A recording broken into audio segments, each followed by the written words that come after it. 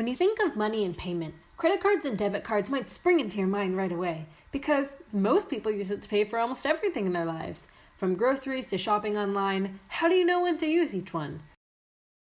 Both of them have 16-digit card numbers, expiration dates, and your own PIN.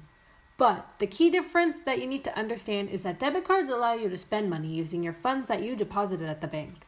Meanwhile, credit cards spend money by borrowing money from the card issuer with a limit. First up, a credit card allows you, the cardholder, to borrow credit or funds that you'll eventually have to pay back with interest. But what benefits come from it? Well, first, you can buy things that you don't immediately have the funds for. If there's something you wish to purchase immediately but can't afford now, but later, you can use a credit card to borrow the money to do so and pay it back later when you can.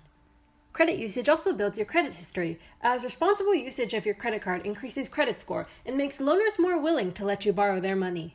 Finally, some credit cards may provide warranties or insurance for items purchased, for example, giving reimbursements for defective items. Now, there are also some drawbacks to using a credit card. As it isn't your own money, any purchases made with the credit needs to be paid back to your provider with interest. If you spend and spend without repaying your loans, that can put you in debt, which also means your credit score can lower, making loaners more wary of you.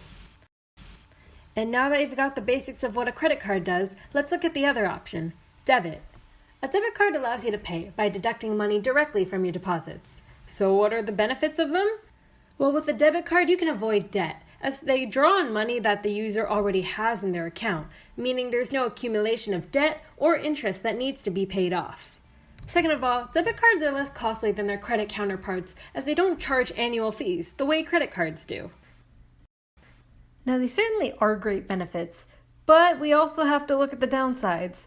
While debit card usage can't lower your credit card score, it can't help it either, unfortunately, as without taking on debt, you're left without much proof that you're good at paying it off.